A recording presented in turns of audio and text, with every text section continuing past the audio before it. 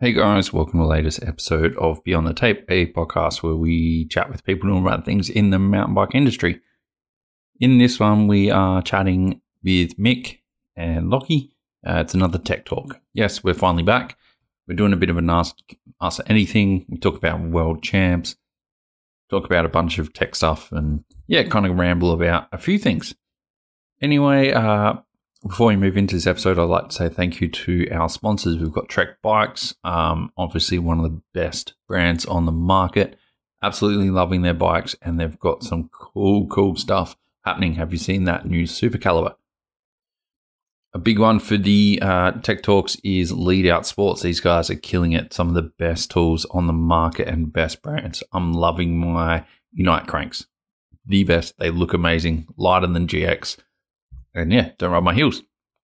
Franked Mountain Bike Apparel keeping me dry. I recently filmed a quick Everest attempt over the last 23 hours, and their wet weather jumper jacket kept me dry the whole time, and it was raining the whole time. Shred Bike Care, wash my bike after that, keep everything clean and schmick, and even protect it.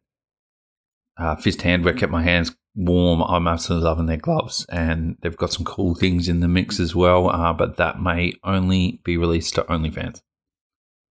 Tailored Trails are keeping everyone stress-free when you head down to Tassie, so make sure you hit those guys up if you're going to go to Tassie and want to ride the best stuff. They take all the stress out of your plans and your trip. You just head down and ride. What else could you want? Dirt Surfer, keep the mud out of your eyes.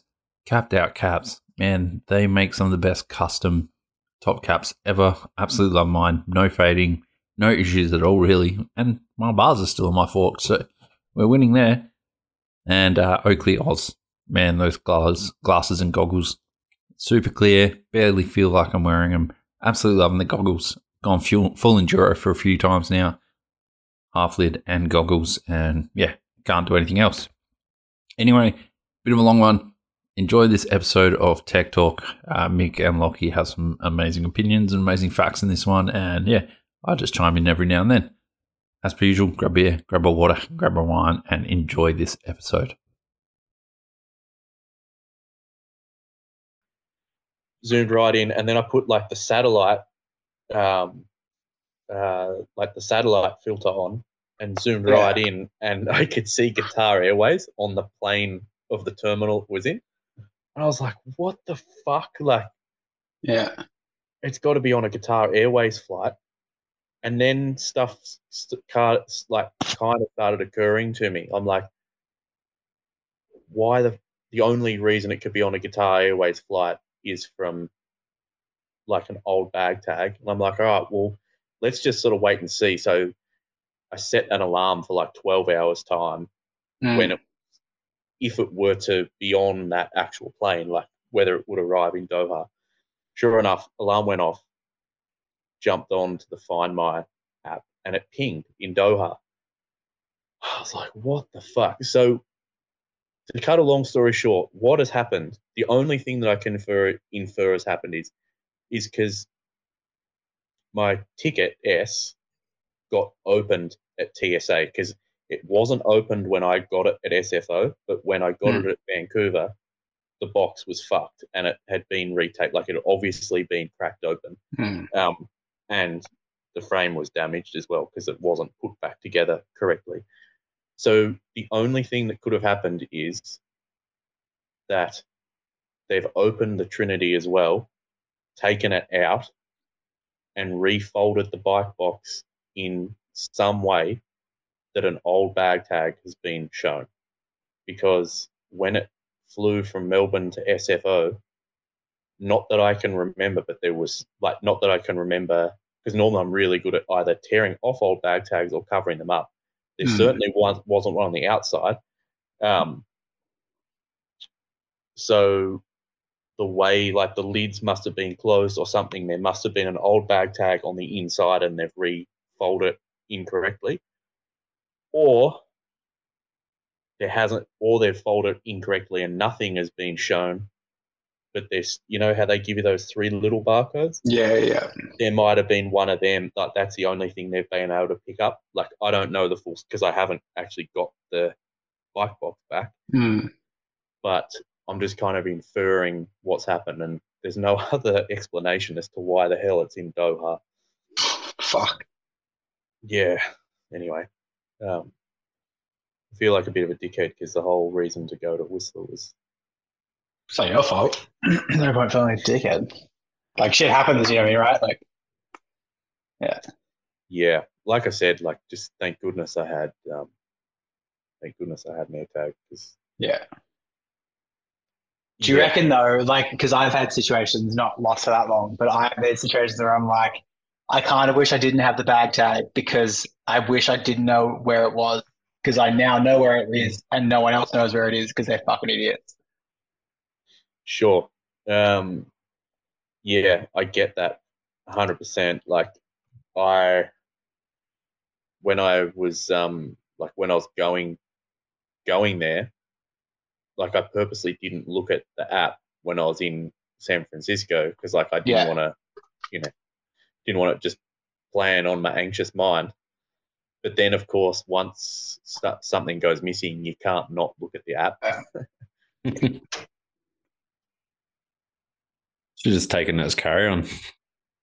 Booked a separate seat and Well, look, not in hindsight because I never thought about this at the time, but because we ship so much stuff through WRP, I almost should have just sent it there because Yeah, we've I know a got lot of an people are account. sending stuff instead. Yeah, we've got an account with like all the big carriers, but namely sort of DHL, and it would be a little bit more expensive, but you know it's going to get there, and you don't have the fuckery of hauling it through an airport. Like I've kind of considered doing that in the future. It's like I can literally take it downstairs, drop it with the mail room, and a couple of days later, I know it would rock up there, and then I just get on a plane with a backpack. But yeah, I don't know. Anyway, it's all good. how was the event overall? Otherwise, Yeah, it was sick. Like I don't know. I'll try to not sound like too much of a downer because like it just kind of put a bit of a put a bit of a I don't know. Do you just have Celine Dion all by myself playing the whole time when you're riding, just crying? Because I wish my trip was it. hand on a Well, rainy I window like looking into the mist. it just I don't know what the best way to say it. It raised my cortisol level, so I was just like I was just had other things on my mind. But like all in all, like yeah, it was pretty good. Um, there was no sort of I don't know nothing outstanding, I guess results wise. Speed and style was good. Um, yeah, it was like it was a good course. I really liked it. It was kind of the course in of itself was a bit of a squirrel catcher. There was I think there was 50 something on the start list and they didn't even get 32 starting because like Oh, really? yeah yeah I don't know like there were a fair few people that rocked up to practice on the first day and then kind of because the first day of practice was a few days before the event um, and there were a few people that I don't know seemed to not want to ride it which yeah I Yeah, don't know okay. like it was like gnarly wasn't the right word like well, it wasn't necessarily gnarly like but you like it was kind of technical than any other courses this year. And then like the second ramp jump, like you had to be like properly hauling ass into it. Um, so yeah, it kind of wasn't just a mediocre track with a couple of ramps. Like it was actually a racetrack with ramps. Um, and yeah, if you weren't hauling ass, like you wouldn't have got over it. So yeah, it was cool. Seemed like the event was pretty small, or like looked smaller than previous years, or is it maybe just from the coverage? In Whistler, Yeah, uh, no, it was pretty big. I mean, yeah. um, Joyride was probably a bit smaller this year because I'm sure you've heard about the fuckery with that because like the athletes only got one run. Mm.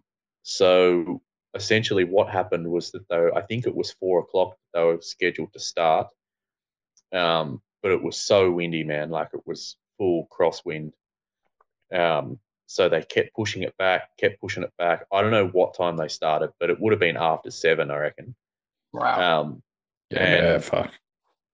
people were leaving kind of in droves. So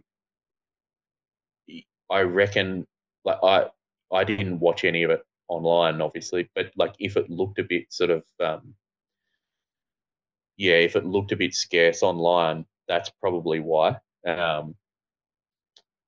Because a fair few people had kind of left by the end of it. Not like it was sick, but it probably wasn't as packed as years gone by just for that reason. But as far as like the festival in general, it was pretty big. It was like any other year, I reckon. Not that I've been there for 4 years, but sick. it was pretty good. Sounds like it was pretty spread out as well because of the whole gondola thing.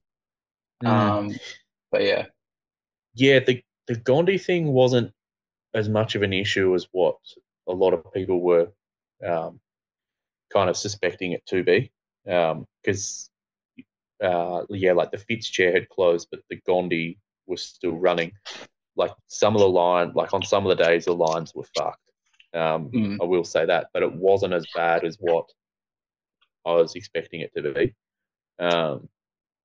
I think probably one of the main reasons is because, I'm trying to think of the events that needed the chairlift, but really only AirDH, right?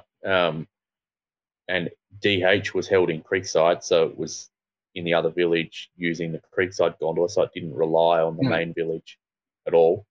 So I think that was that smart. was kind of what I heard, because like that was split. Yeah, and that was good that it was split. Or like Creekside sick. That new track's sick. To ride it, but at least did the track walk and whatever, and watch the race. And the new track's sick. I'm a big fan of Creekside too. Like it's just underrated. Creekside's rad. It's kind of it's always quiet or quieter. So I think they played it well in that regard. And then like once AirDH Day came around, like it was pissing rain, so the bike park wasn't that busy anyway. It seemed to run. It seemed to run pretty good. It was good that the fact that like all like the gated events, so like slalom, speed and style, it was good, and pump track. It was good that they were all back, like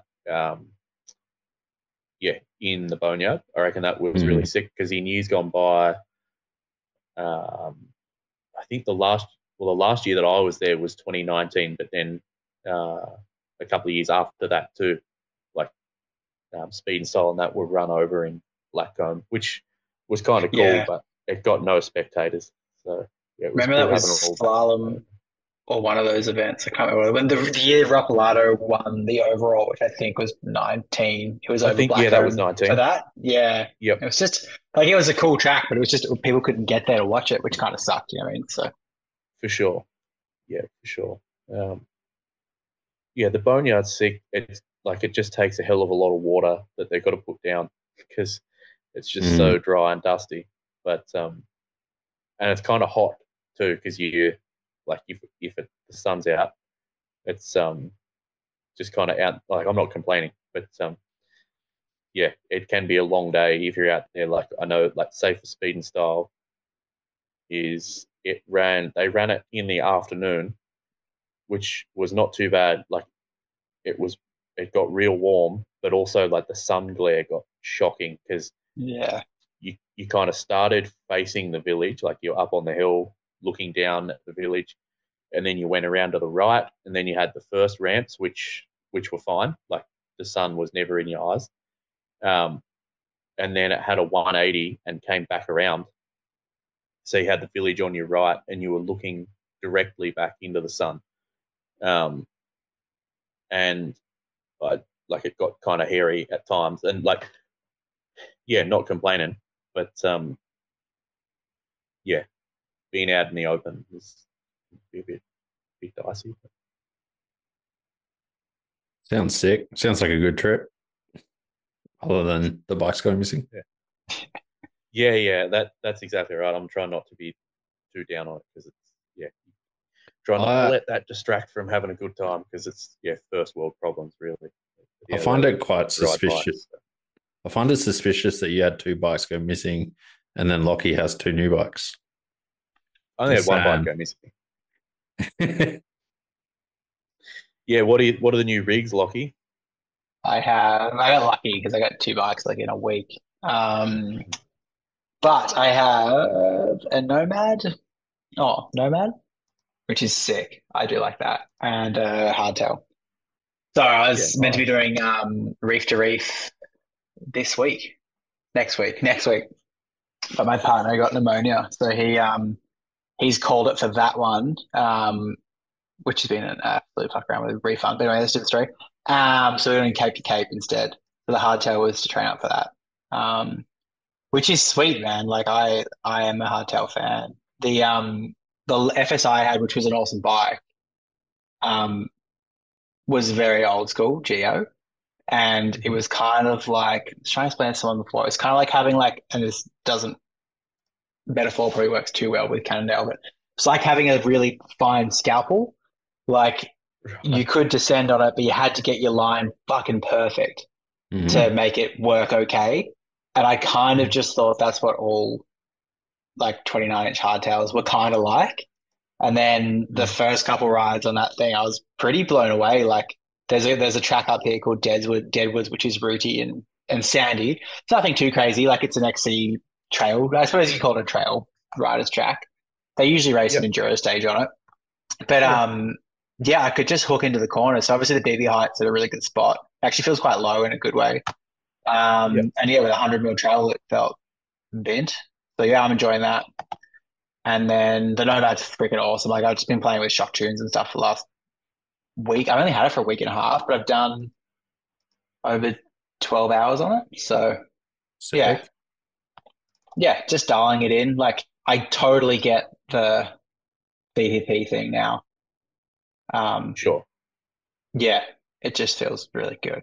The mid-stroke thing is just a bit like it feels very supple in the mid-stroke, I would say. Like, and I think that's characteristic of a virtual pivot, eh? Yeah, and that's kind of what I've read, but I kind of just defaulted to the shock tune I would normally do, which is quite light on compression. I've actually gone up a tune now on it, and it feels way better, which is weird. Sure. And I just kind of think a lot to do with it is probably because the bike actually works quite well. It can deal with having a bit more damping on it and having a bit more control, which is nice. Like it feels great. It doesn't feel bad, but on a lot of other bikes, when I bought up a shock tune, it just hasn't had the suppleness that I wanted. Yeah, particularly I guess when you're like, I'm not a Santa Cruz expert, so like it could be off the mark here, but like particularly with the leverage range that they normally kind of run to, that wouldn't necessarily surprise me. Yeah. Because with a light tune, you could very easily feel like you're blowing through, like you say, like particularly on that mid stroke. Yeah, that's what it felt like. It felt like I was a bit deep in the travel, and they recommend a medium kind of tune anyway.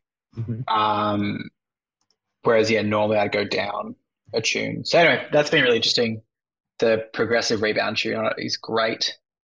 And I'm on the progressive can, but I'd probably go for the linear can in the future potentially. But yeah, it feels sick. I went for like a little evening ride tonight as well. Yeah, I love it. It's just one of those bikes I feel like I can just pedal around on all day. It does everything. It does everything well. Like it's. I wouldn't say it's like the Jekyll, which was, amazing in a straight line. I wouldn't say there's like one thing that stands out as it's amazing. It just does everything really well, which is I think is really fun. So yeah, it's sick. So yeah, wild. At least they got rid of that. Like they used to have that S suspension curve.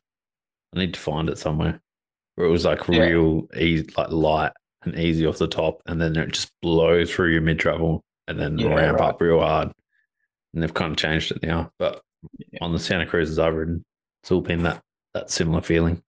It's got a it's got a really good amount of bottom out support, which was again surprising. Like everything I have normally, if there was a HPO knob, it's on all the way. Like the Levos had a lot of HPO. And then what did I have before with that? Oh, the orange definitely did as well. And even the pivot, like I had the HPO Air body on there to help with bottom out control. Whereas with that, I still haven't gone all the way through the travel. I've probably got 2.5 mil of stroke left, and it's not harsh. And that's got one token in the can. I got one negative token in the progressive can and one normal token, which is also surprising. So yeah. And then when I had the coil in and had HPO all the way on just to play with it, it just like there was just like a wall. It just fucking hit it. I was just like, whoa. It was mental. I've never felt a bike like that. And when I remember Aaron talking about HBO a while ago on the canyons, like if we put too much on, we can start breaking wheels. And I was like, this is that setting right now. So back that off. So yeah. Is the eggnog yellow quite good in person? Dude, I love the yellow hay. So I had obviously had the choice because I bought it, but it was like the navy, like it's like a dark navy with like a red kind of color. And I'm not like a big blue person, like even on a good blue color. But Reece from Maydena had the yellow mega tower, and I always liked that. So it's like a faded version of that. Sick. Yep. Yeah, it looks better in real life. Like I really, really dig it. And then a bunch of the boys at the hill where I am, they bought the mega towers, and the mega tower is like a raw grey with the yellow as the Santa Cruz logo as well. So yeah, I was pretty keen to have a Larry bike. So I made the right choice, I think. The yellow looks terrible in all their photos. And then I saw one of the yellow mega towers when they came out. Yeah. And I was like, oh, okay, that looks way better. Yeah, the website photos were a bit, I was like, to go two ways, because the website photo looks a bit more like the Reese's color, like that older yellow, which I was also fine with as well, but it's like, it looks so different in real life. I probably can't see it that well, but it's like quite, just looks like a faded version of that. But no, I like it, man. Yeah, it's fun. Like if they had white, I obviously would have picked white, but yeah, it's pretty sick. They need more white bikes, eh? Yeah, there's a tall boy, I think, that's white with a green logo, and it looks phenomenal. And one of the guys down here got the Bronson, and it's not white, it's like a grey almost. And it's got a goldy yellow logo. That looks pretty sick too. But yeah, more white bikes, please. I like white bikes. I think Johnny from Lusty had a white Nomad, like custom painted, because he couldn't get a frame. So he just got a new paint job on it, and it looked fucking sick. Because your bike's white at the moment, Mick, isn't it? Yeah. Yeah. Fuck yeah. When do you get it back? Yeah, I'm a big fan. I've always been a white bike fan. I had a couple of white BMX bikes that I liked a lot. I don't know if I've ever had a white mountain bike, White of the Trinity. But yeah, I like them a lot. I like, it's kind of polarizing. Like I reckon that's just my 2 cents, is that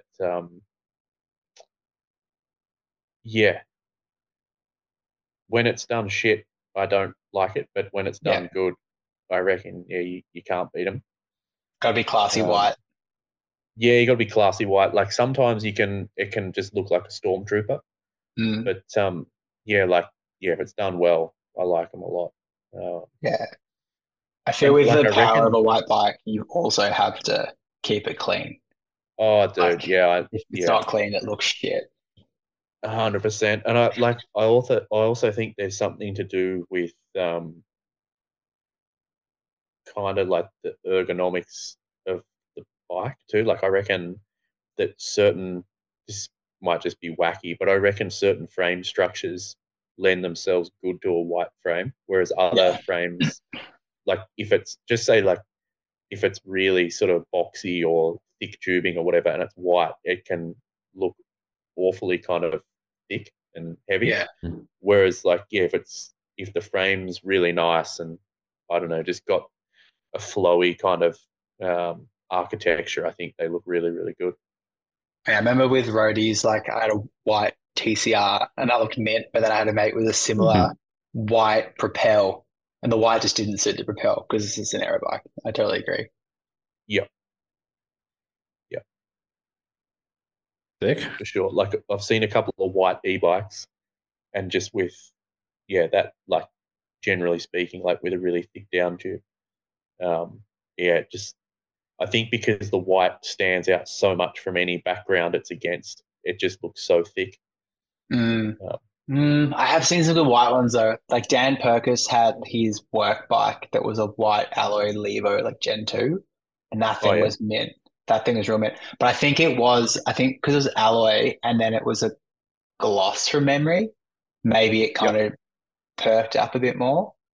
But yeah, I feel if you had a real chunky, what's a real chunky bike? Like an Common old sense. Banger or something. Yeah, or like common style. Yeah, it would probably just look too big. Whereas like that Canyon's got a bit of white in it, the Fab model one with the race Mm, motor, which is, yeah. wow, that was good.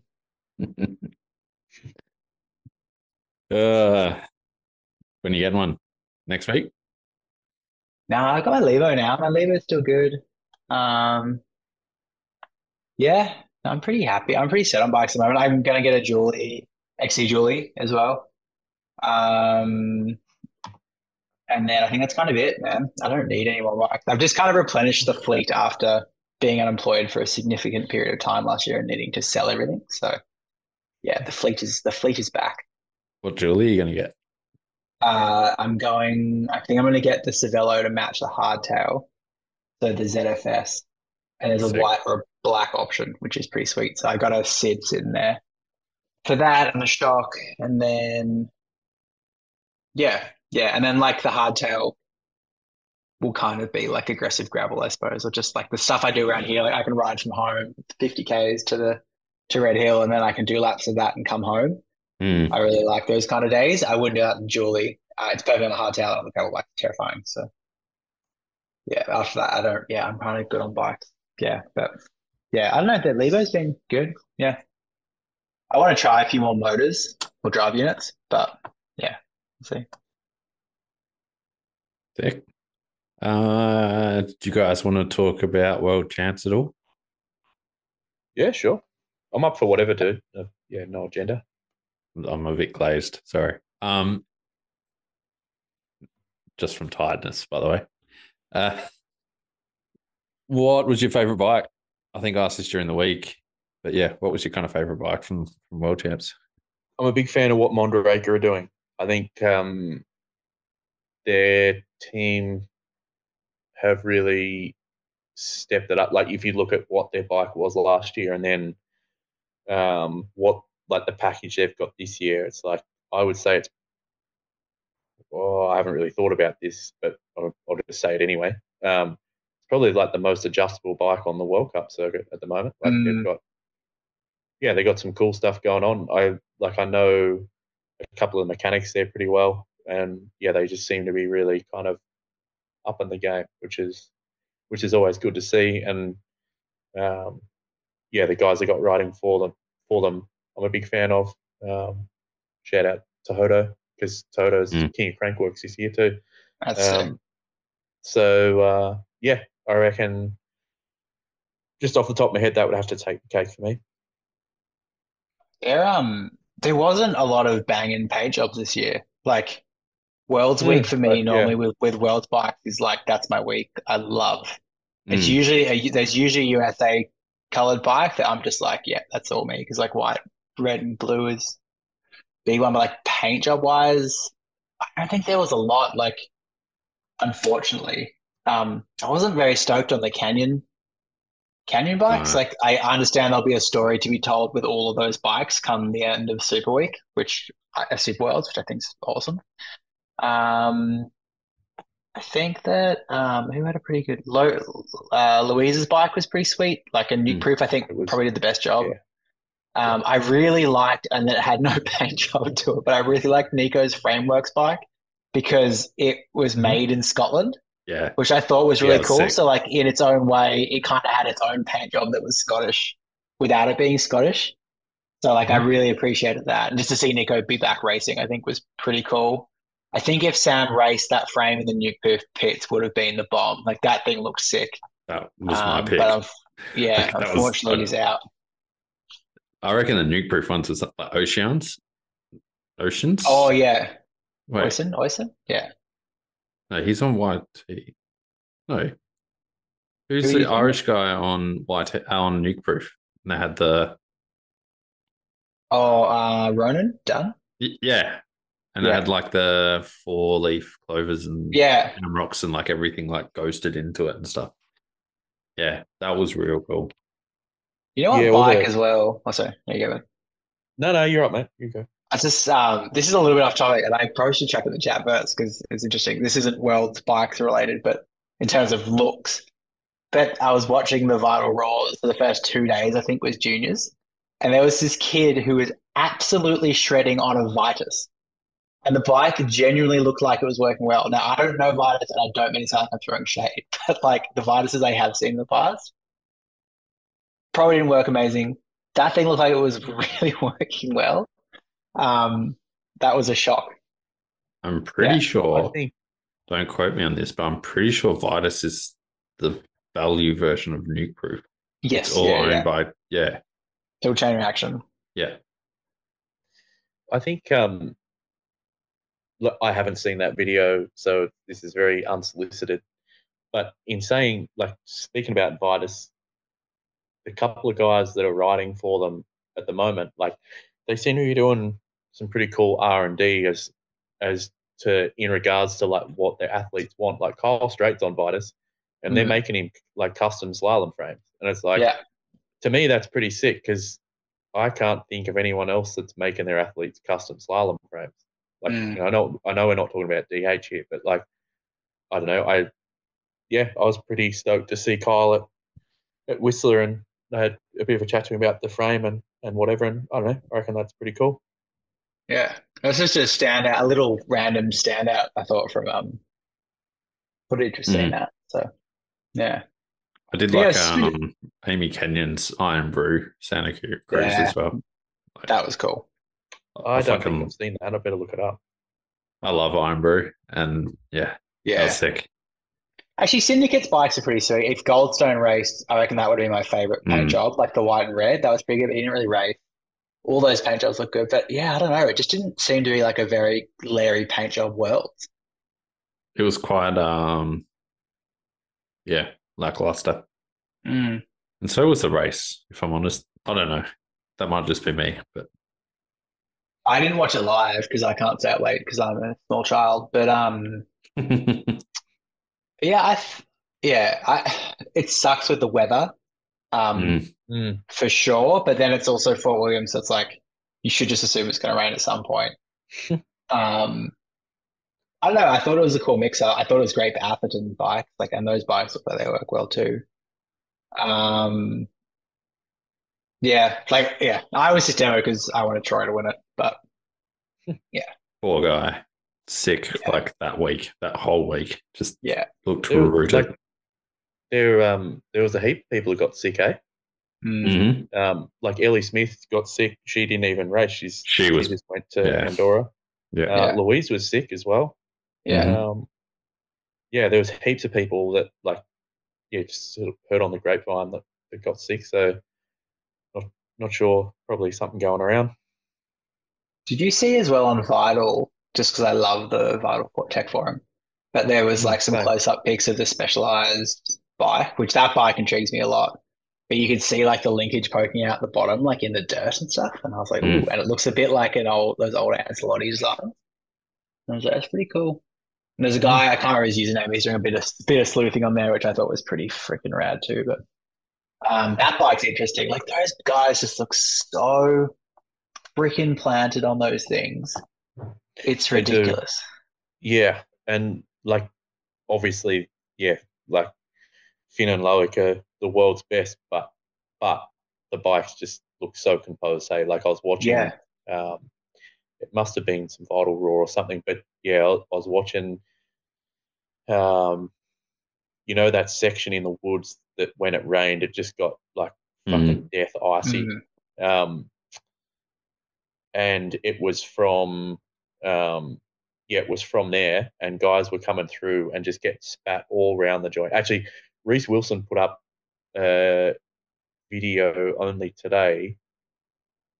Was it of Loris or was it a Finn? But one of them got a front flat. I reckon it might have been Finn. I can't remember. But anyway, my point was going to be was that Specialized guys came through there and the bikes looked so composed. Like, Yeah. it was just ridiculous. Yeah, right. And it like, yeah, even suspension wise, like you can kind of tell, like when you watch someone come through, like I reckon anyway, like if it looks too firm or if it looks too fast or whatever. Whereas those bikes just always look planted. Yeah, it's pretty amazing. Like, I'm sure those bikes are down to the millimeter in terms of fit for the riders as well. Like, this is purely me Sure. thinking out loud, but like they'll be completely custom, which I think in particular suits Loic's style. Like, he's very like hip centric on the bike and like solid, you know what I mean? So I feel like that fit would matter a lot in terms of like his composure. But yeah, everything just looks like it works super well. Like, I feel like they've really like covered that bike up quite nicely. Yeah. Whereas like I don't really know why they did that with the Mondraker. To be honest, it kind of seems like it was a bit more marketingy because it's not like there was anything in there that looked to be like it was protected patented. by IP. Yeah, for sure. I've just sent that All video. Mondrakers look real good when they're covered up. Sorry. I sent that video. It was Finn. I sent the video through to the Tech Talk Insta chat. But yeah, Finn got a front flat. What you know, the like fuck? the section I'm talking about is when there was that rock gap and he still sent it with a front flat. That's fucking gnarly, dude. Wow. Yeah, I reckon I've heard rumors there might be like 2 or 3 suspension settings on their bike that they can flick through with those buttons. So I've and not from reliable sources, but I've heard that it's like what's the shot called? Helens. No, like what's it called? Push 11.6, where you can change between like the tunes, but apparently it's with the button. But yeah, that's not from anyone who's informed. That's just the stuff I've heard. But they've already got the tech on their motos. Like all their moto suspension already has all that tech. So I can't see why it'd be. It's not like Fox. I guess Fox probably got it, or Tram, where you have to develop your own. Like they've just got it and they can just shrink it. Yeah. I mean, I'm simplifying that a lot, but I'm so keen for that bike. I just wonder if it will be one of those bikes that ever actually gets released or not. You know what I mean? Like, I kind of think that suspension design will probably end up in, like, say, an e-bike. You know what I mean? And then I can't imagine they're going to be releasing that. Like, considering the demo now is alloy and then even go to carbon with it, are they going to be doing like lugged carbon now? Like, yeah, I don't know. I doubt it. Yeah, it's cool though. I'm really keen to see it, but maybe that'll be the Honda of this generation. Who knows? Same with like that pivot. That's not guaranteed to go to market at all either. Yeah, I looked at it so much more though since you said that, Mick. Like with the tubing changing, and like it fully has changed. Like, it just really wouldn't surprise me if they either go that direction or when they do the mold, the tubing's the same. But yeah, it's changed. It changed a lot. Fair enough. I reckon being pivot, I reckon they'll give it a crack. Yeah. Yeah, that like bike looks fast though. Oh yeah, it's fast. And it's a little bit like we were saying with the special guys, like obviously, the people who are on it, like Jacob Jewett, Bernard, all that, like obviously they're the world's best, but when you look at them on that bike, there's obviously something working well with that bike. Like they, just to my eye, like they're significantly faster on that bike than the Phoenix. And that's sort of coming firsthand too. So they seem more confident as well. Like not just faster, they seem confident. Wow, it just tracks so good, man. Like, the whole like drivetrain split and stuff looks good. There was a bunch of info on it on the Pink Bike podcast. I think it was with Bernie and the engineer. I can't remember who it was with now, but and they were saying like it's a 6-bar, but one of them's other a bar flex is a flex. Yeah, it's a flex pivot, and I was like, hey, fuck, that's pretty cool. That's why it's DW5. not DW6 Yeah, or something like that. Yeah. which sounds pretty cool. So yeah, I think that bike will be pretty rad. But it is crazy to see where downhill's going. Like, there's still a lot of brands doing downhill bikes, don't get me wrong, but you've now got these brands making bikes that may not even be really released. You know what I mean? Like, I don't think we've really seen protos like that before. Like, if you see a proto, it usually just gets developed, and it's out. Mm. Whereas it doesn't look to me like this. Both those bikes may be like that. It might change quite a bit. So Maybe all the brands is like so rich after COVID times. They just, had so much more money to play with and they can develop these bikes. Yeah. well, I think e-bikes are helping with it. To be honest, Have you got your yacht yet? yeah. I'm retiring next week from my COVID money. I think e-bikes are helping a little bit.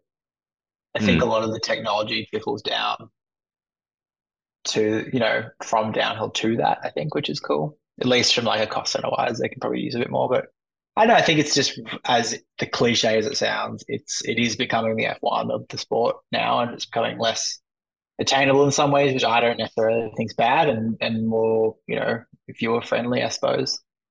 Yeah. Mm. Mm. Did you watch the GCN or the SBS coverage? I SBS. watched replays on SBS, I think. Apparently GCN was using like sound bites. So when a bike landed, they'd press like a sound bite of a bike landing and like tire noise and stuff. Yeah. I heard that from Cathro on the thing, and I need to check that out. Yeah, it's like it was the same sound on every landing, and I was like, I need to watch this. And it was like obscenely clear. And yeah, I've heard a few people say, I watched the SBS one.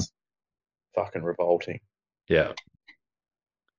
The SBS was actually sick. Needling killed it. Just going to say that. Yeah, right. Yeah. Yeah. Yeah, I'm a fan. That's what I watch replays of. He does a good job. Yeah. No, those guys did really, really well. I had a photo pop up in my Facebook memories yesterday, actually, with him in it, which was weird. Like in Morzine having dinner. That's sick. With like the giant team. It was like giant team Moyer, McMillan, Jake Neal. And yeah, it's fucking hilarious. Jake's in every photo. Yeah, it hasn't aged. Should we move on to these questions, or is there anything else you want to talk about from Worlds? Yeah, whatever. I think, well, you second this too, Lockie, because of SRAM. I think Louise did sick. I was stoked to see that. Yeah. She's a good friend, but yeah, she's such a nice lady. Yeah, yeah, I'm proud. I think, yeah, if only it was a bit closer, but at the same time, like you could always say that with everything. But no, that was awesome.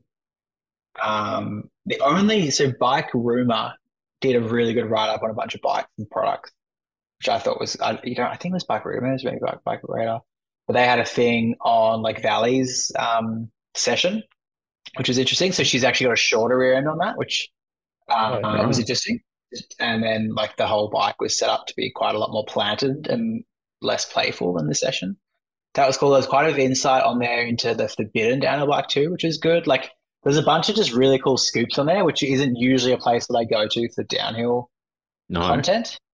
So whoever wrote that, well played, because it was really, really cool.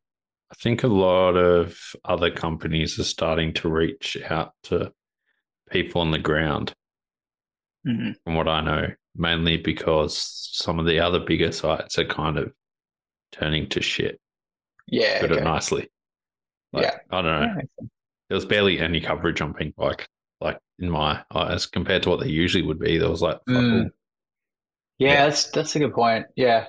And maybe there are other people around for certain websites, publications, because it's Super Worlds, which I love that whole concept. So that's true. Yeah. Yeah, no, it was really good. Yeah. Grant Allen might actually be racing right now, road cycling. Just for a fun one. Cool. Should we move on to these? Yeah, he is, man. Did you see the road gap he did the other day? Yeah. So sick. Yeah. It looks way, way small in that video too, but she's a long boy. Yeah. Should we move on to these listener questions? Sure. Sick. I'm going to start with one of the best ones I thought was on there, and it comes from some guy, Connor Fearon. I forgot. Yeah, this is from ages ago. Yeah. Gotcha. Yeah.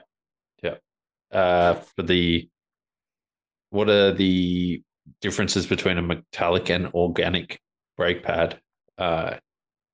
He's assuming that organic is made from recycled grass clippings. I'm just gonna jump in there really quick. It could come from no other better lawn connoisseur than Connor. Oh, dude!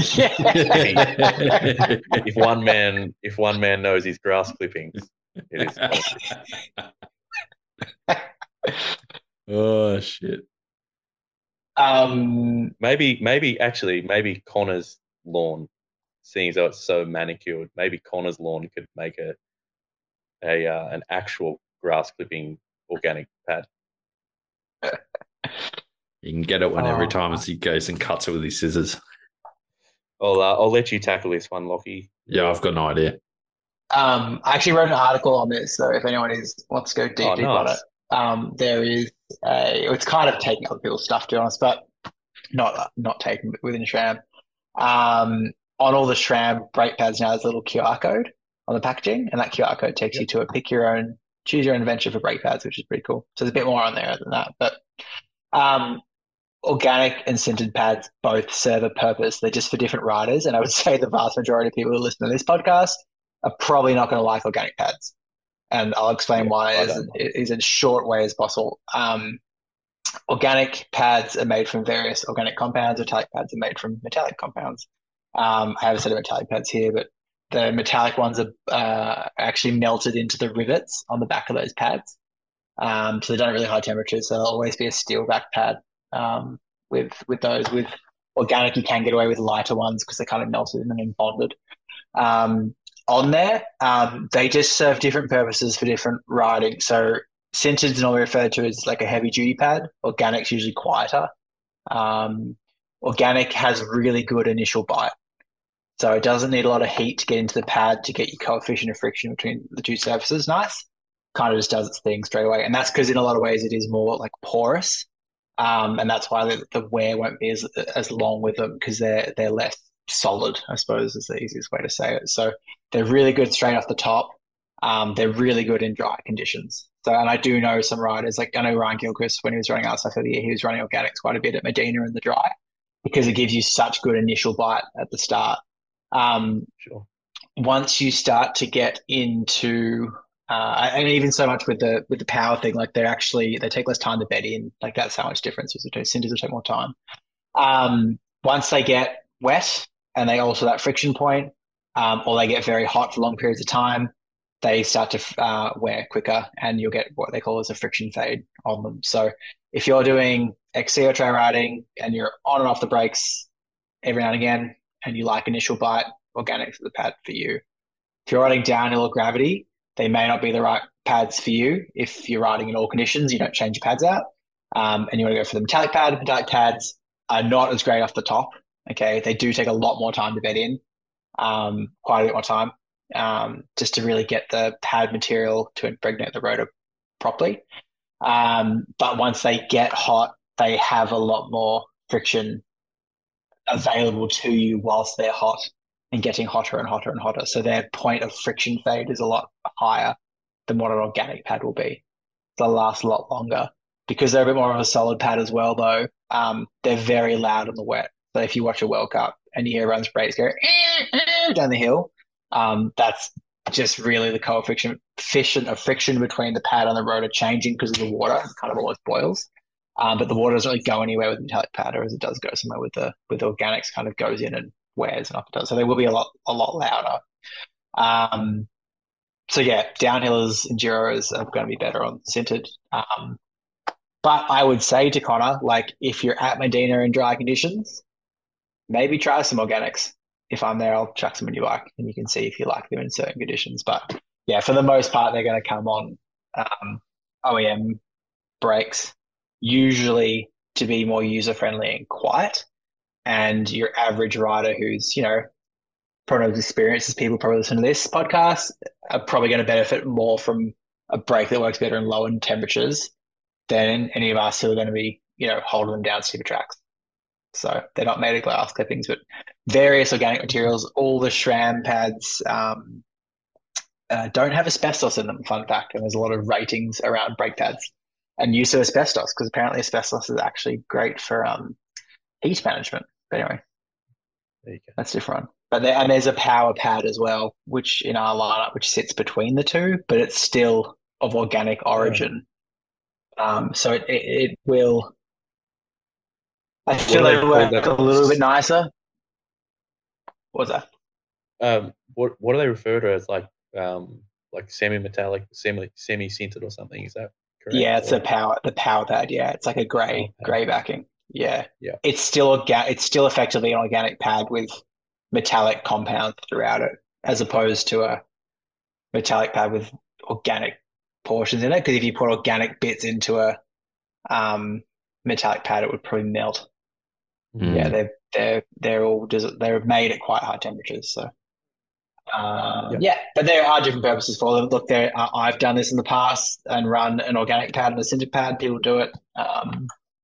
It is there. The other thing too to be conscious of is organics usually suck when people can't get sintered, and then they put organic pads into their sintered rotors.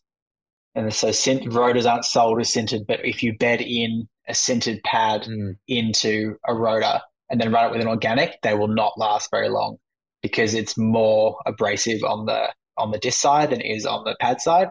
You wear through them pretty quick, and they normally make quite a deal of noise as well, because you've got those two like compounds trying to fuse together on the rotor bed. That's usually where people get a really bad experience, is just changing them out. So if you are changing pads, make sure you change your rotors. Sure. I have never done this. I don't know if I will. I don't know if I'm the biggest fan of it, but I have heard a few people actually running a byproduct of the two.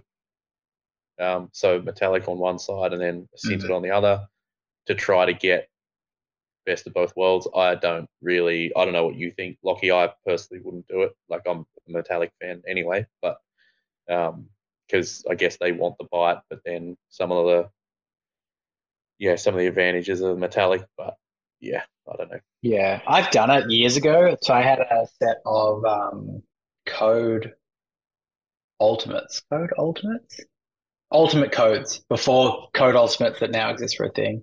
I bought them off the guys at Sick Lines when I was 17, and they built these sick brakes, and they were like the white ultimate levers with the code calipers, and they came with both pads.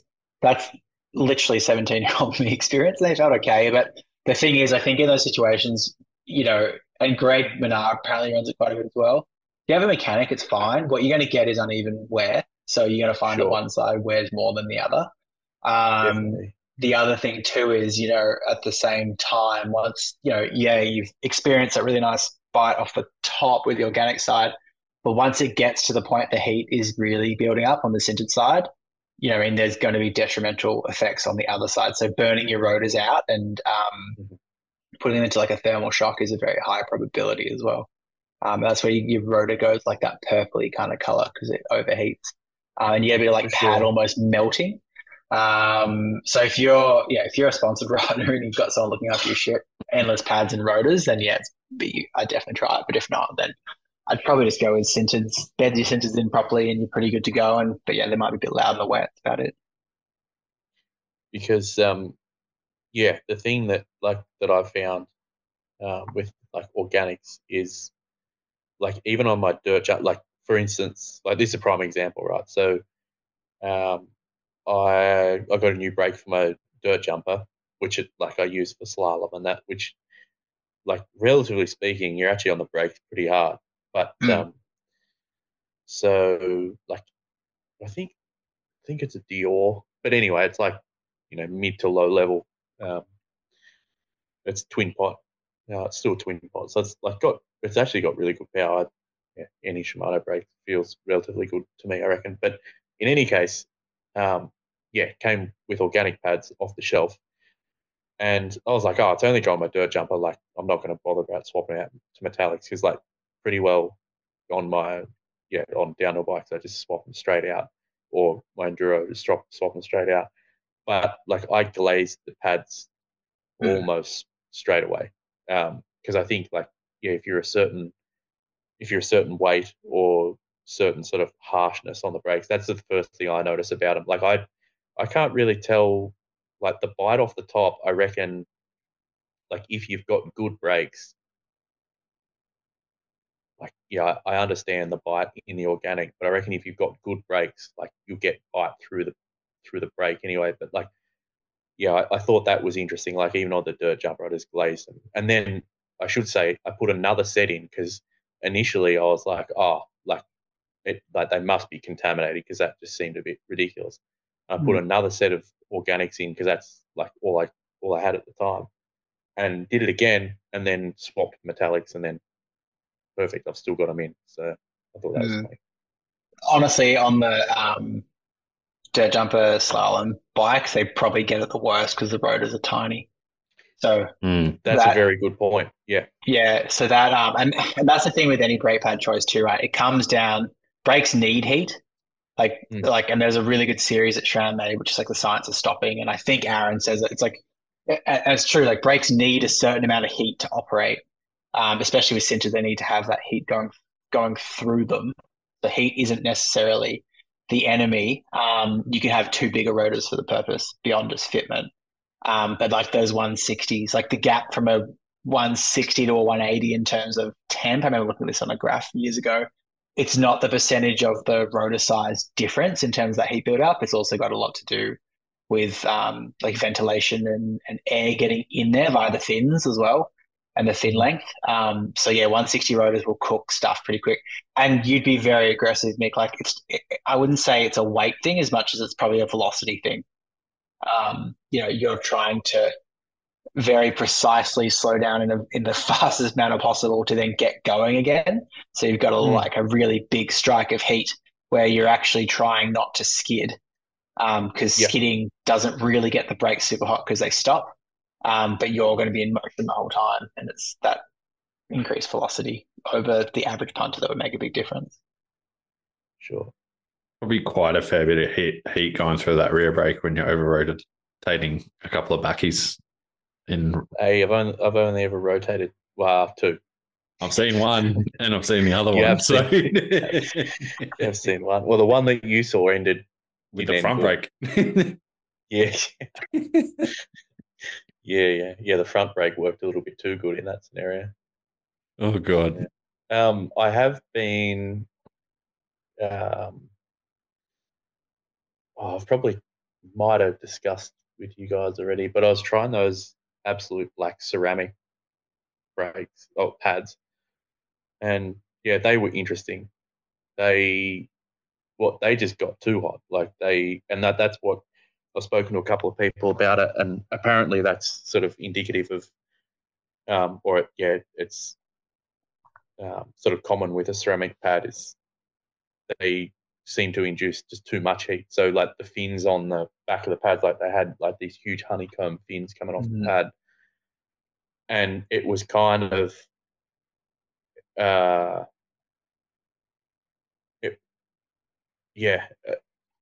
it was kind of like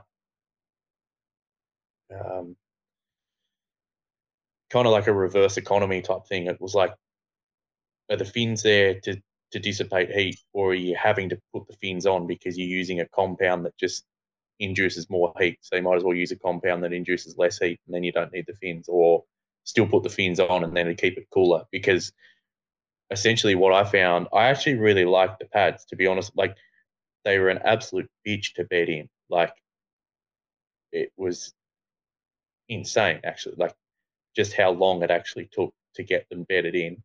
That's the first thing that I noticed. And then even when you thought they were bedded in, you went up the hill and it actually took like a couple of runs, and then they started working better and better and better. What I found was like they were actually really good. Like if you like intermittently braking, they were really good. So if you were to say, like once they were bedded in, whatever, if you were to say rock up to a rock roll and the brakes were cold, is the bite and the power was exceptional. Like it was really good. But if you did a full run, like if you did a 5-minute downhill run where you're off and on the brakes and you're building up heat, is the things would get so hot you would just end up with brake fade because of the induced heat in the system, which kind of just felt like an anti-economy to me. So, and like to the point where you could literally smell, like you could smell the ceramic pad, like literally dissipating, which was insane. Like again, depending on the type of riding you're doing, like if you were doing, I don't know, rock rolls or whatever, I'd put them in without hesitation. I thought it was good, but yeah, like I don't know, to do a race run, again, the brake fade was pretty insane just because of the heat build up in the system. But I thought it was interesting. Do they recommend specific rotors to use with them, like in terms of material? Not of which I have read. Okay. They might, but I certainly haven't read that they're meant to be paired with a certain amount, with a specific type of rotor. Yeah. Yeah, I'm obviously putting somewhat my like old jobs hat on, which was teaching people, but I do agree with this. Like I'm so of the opinion to just not fuck with brake pads and just stick with whatever the brand is like we made this pad because we tested it with this on this massive machine with all these riders for this huge amount of time. And we know that it does XYZ, and I'm not a big fan of like fucking with aftermarket stuff. But those To be honest, engineers aren't on YouTube, Lucky. They've got no idea what they're talking about.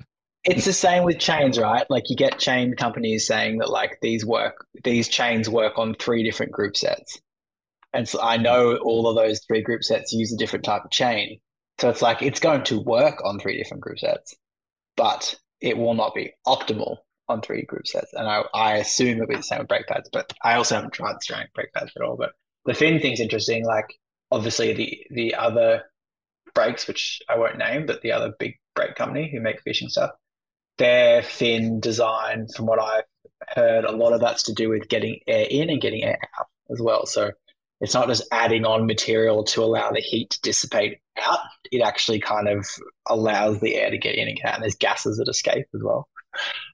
So those fins are apparently designed quite well in that system. Whereas it looks to me with those, I was just looking at a story the other day, Mick, that honeycombing is more there to create more thermal mass that can easily cool through wire.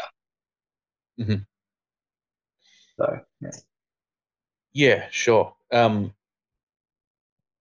Yeah, it's certainly interesting, and I do, I do second your point with, with matching certain things. I think like the chain one is a great example. Like it's like, okay, well, just say SRAM, like they have all the computer analysis and the algorithms and stuff of how they've designed their chain rings and essentially how that should perfectly match with a chain.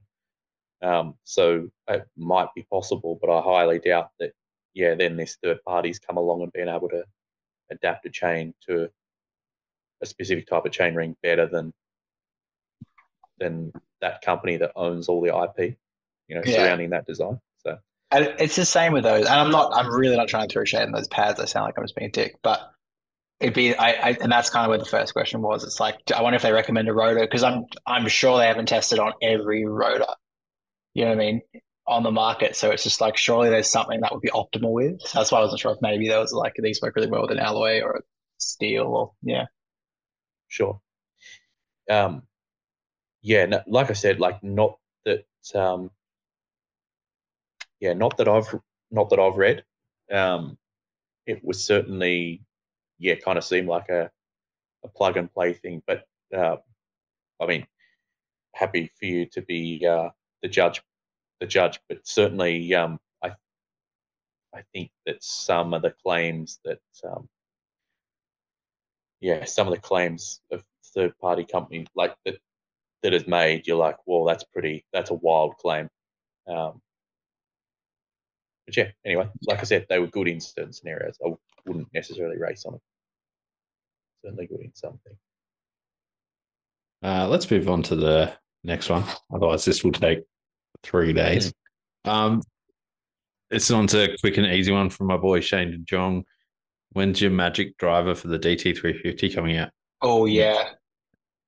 I am getting sick of people asking me about that thing. There's one solution to that for that. Your just the tip marketing approach has gone on for way too long. Yeah. May I preface this before you then go on? But yes. Nah. Well, I think I put up a post only a couple of weeks ago explaining some stuff. So essentially, back at the start of the year, like February, March, I was like, yep, this is how we're going to do it, blah, blah, blah, blah, blah. And then was actually very close to like starting pre-orders. And then I thought of a way, so to give you the full shebang, like it was decoupled and you would get like your basically freewheeling. So like, no drag in the clutch system. But the downfall was you had to induce whatever you lost from the freewheeling mechanism, you then reintroduced that into friction when you pedaled, which wasn't huge, but it's still not necessarily ideal. So for downhill, fine. But if you're doing like big days on your trail bike or whatever, I still think that wattage loss isn't necessarily ideal. So then, yeah, essentially I came up with a way to not have that loss. So when you are pedaling, you're not introducing any more friction, but it's still decoupled. So the timing surrounding it, like, it was pre-production. Like I hadn't gone to pre-order or anything like that. And then I was like, this is going to be awfully kind of a dick move if I bring out the one that I've done, and then it's literally going to be like the same week that I bring out, or that I don't know, at least kind of present that I've got kind of this better one. So I kind of put all the eggs in the basket of pursuing this new one because it is better. So that's pretty sick. I do want to release it sooner rather than later. I've got one in the Trinity that's currently sitting in Doha Airport, and that was one of the main reasons I wanted it in Whistler, because I wanted to do some more testing on it and whatever. So that was kind of someone from SRAM or Shimano has just got your bike, stolen it so they can get that design. I was just going to say, you've now just told us pretty much we're doing the world's greatest race to see who can get there first. Yeah. I imagine I might get you to cut that out, Darren. in all seriousness. So yeah. Anyway, but yes, very soon. Lachy will probably be one of the first people to have one, because I know he's chomping at the bit. Okay. And I always does it go into 350s or is it just 240 EXPs? Well, it's only EXP. So as I'm aware, only EXPs on 240. Yeah, cool. So I need to get 240 again. I don't think so. I thought there was some. I think 350s are now EXP too. Yeah, I've just got the normal 350, but I need to get some new wheels. So yeah, I thought it all went EXP. I think you're right, Darren. Yeah, because the 370 can be pole, but then you can upgrade it to be the disc now. Right. Or something like that. Don't quote me on that. Yeah, okay. Yeah, interesting. I don't work with bikes anymore. I've forgotten everything over here. Next question, and I actually really like this question because it's got nothing to do with tech, and it comes from our boy from the block, Connor Griffin. That's writing it down tonight, actually. Yeah. What is the best snack for out on the trail? And it's for all three of us, and it has to be mid-ride. Best snack. Yeah, it's the best mid-ride feed snack. My favorite. Like with a stop, or like is this like a bar or whatever? I don't know. He just says out on the trail, actually. So yeah, cool. Honestly, this is going to sound awfully plain, but I love banana as a mid-ride snack. I don't know why. There's no bullshit. It's just a fruit. but it's biodegradable wrapping. You can chuck away the wrapper, and yeah, I don't know. I'm pretty plain, but yeah, I love banana mid-ride snack. I think it's probably just from being a kid though. We used to take bananas to BM extract, so I just whatever associated with going for a ride. I put a banana in my glove box last week and then forgot about it, and then it stopped being cold, so I chucked my jacket in and just jammed it in there. I was like, "Why is my jacket not going in?" And then, like an hour later, I was like, "Oh no, it wasn't too bad actually." But yeah, I hate putting bananas in my pocket. They're a pain in the ass. But yeah, now I've got frame Wrong storage. That's pocket. good. But my favorite one at the moment is summer rolls. Those, like the chocolate bar. That's such a good ride snack. That makes me so happy. And then there's these nut bars that Jess has bought recently, like peanut ones, just from Woolies, which is sick. Um, or the other one, which isn't really a snack. What's the brand called? It's like that black packaging, Morton or something. Yeah. They do this drink mix, which is pure rocket fuel of sugar, and that is also a good ride snack when you're cooked. Sick. If I'm you going want, summer roll. if you want to know mine, I don't eat that much on the trail ride because I got plenty of reserve. I actually like trail mix in a bag, in like a reusable lunch mix bag, and then it just molds around my in the pocket. Like it's not like a bar; it's not rigid. Yeah. Or Nice. that's about it. Hunt a small deer, cook him up. I'm not sure. Yeah. But no, mainly just trail mix. Super boring. Yeah. I do. You know what I am a fan of? Just thinking about it more. As far as like energy goes, I am a fan of those blocks, the Cliff. I think Oh they're yeah, called blocks. yeah. I don't know exactly what's in them, caffeine and sugar, I guess. But Some they have have caffeine, some have sugar. The sorry, margarita what's one that? has the margarita Salt. one has sodium in it Yeah. as well. Yeah. Oh Dude, yeah, I smashed through so many of those. I reckon I did 2 of those a ride. They're good. nice. Yeah, I probably need to buy. So I don't really lean on them, but they have them at Crankworks, and my god, they're good. I was talking about this last week. So I had a pack on the ride, and someone was like, "Fuck, those are good." And then I was like, "Yeah." I was like, the Cliff stand at Whistler was like what I used to live off, and that's where I first found those things. And that's where I was talking about the margarita one as well. This is all coming together. But yeah, those things are really good actually. Because there's ones with caffeine. You can just moderate the caffeine with them. So I think it's like I think it's 25 grams of caffeine per serving in the blue one. That's over 3 blocks. So you don't have to go nuts on the caffeine if you don't want, because I don't like having a lot of caffeine on the ride. But yeah, those things are good. I was like, just the texture and everything. Yeah. If anyone works at Cliff wants to send us some Cliff blocks, please feel free. Yeah, sponsor the show. Yeah. I have a friend of mine. I won't name names, but Whistler this year, he's like, "Yep, I'm not going to buy a coffee for the whole festival because they're just handing out free Red Bulls," and was just basically walking around with like he was just double parked on Red Bulls the whole time. I'm like, "Oh my god, man, that's not." Is that because he's dead now that you want to say his name? Or? No, I'm a bit of a recovering energy drink person because I got hooked on them Oh, when I was at really? university. Yeah, Oh, right. dude, yeah. Well, I'll tell you the story. Essentially, what I was hooked on was Monsters because this is going back years ago now. This is like Yeah. 2016. That explains the And tattoo.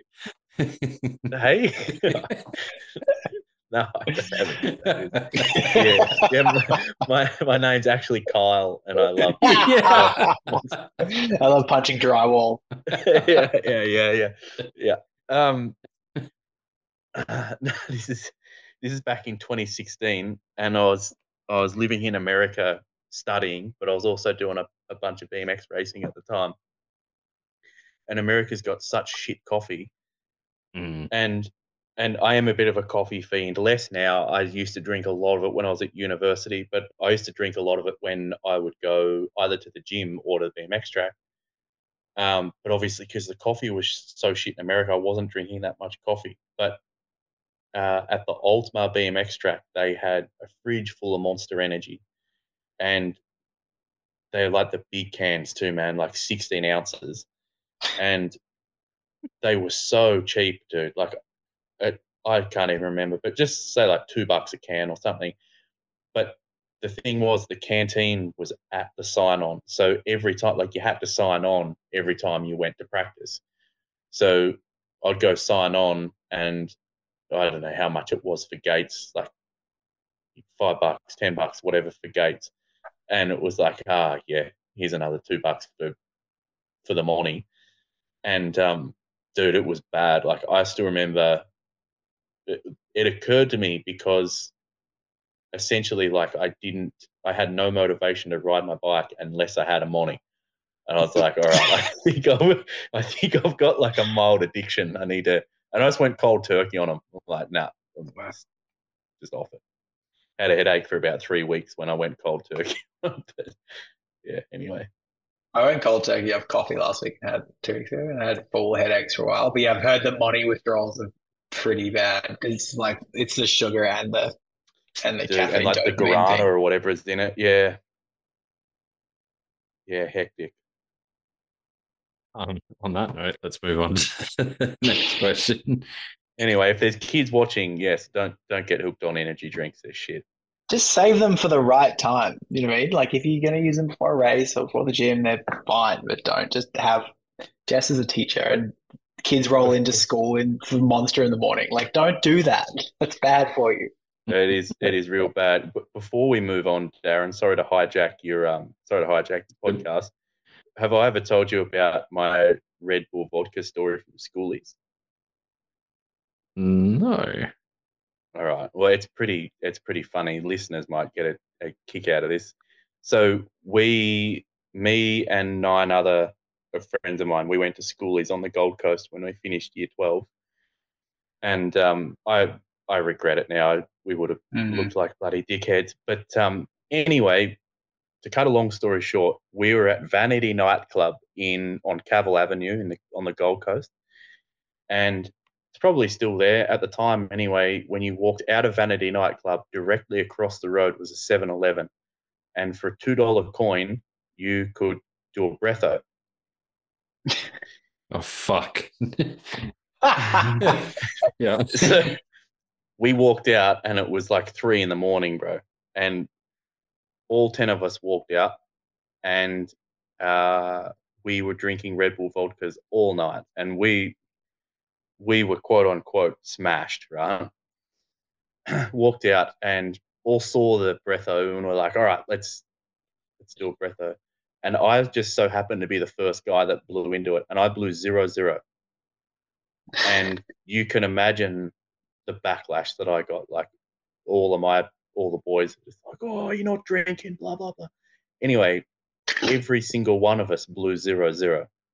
And what they were doing at Vanity Nightclub, because there's fresh 18-year-olds there, they weren't putting vodka in the Red Bull vodkas. It was just vodka bottles filled full of water. And because you were so G'd up on caffeine, energy drink, and sugar, we all thought we were smashed ads. And yeah, that's what they were doing. Oh, I'd be so angry. And it was probably like $10 of Red Bull vodka, and we were dropping like 20 a night.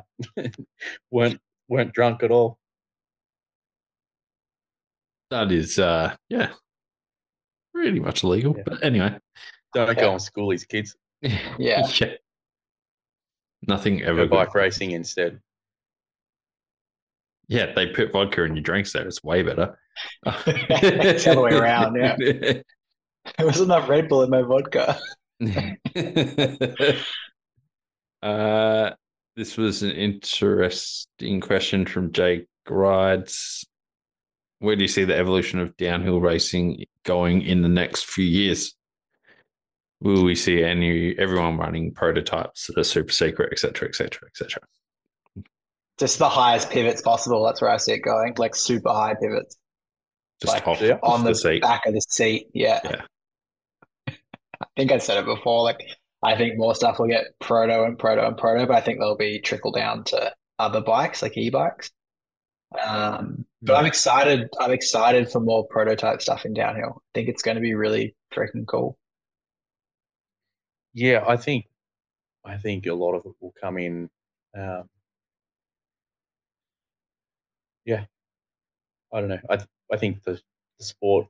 I don't know what you guys think, but like in regards to that, I think the sport's in a relatively healthy place at the moment. I kind of like where it's heading. Like, of course, there's things that can always be fixed and made better and stuff like that. But yeah, I think it's in a relatively healthy position. I certainly like. I mean, it's hard. It's hard saying this subjectively, but like with what we're doing with the Trinity thing and whatnot. But like, I almost think with what we're trying to do with Trinity, but also sort of WRP thing, I think we're almost just living in the right place and time because the sport is kind of ready for it, if you know what I mean. I don't think necessarily we're doing anything special. I think we're just in it at a time where that stuff is special, maybe. Whereas if we were 10 years ago, it might have just got blown off.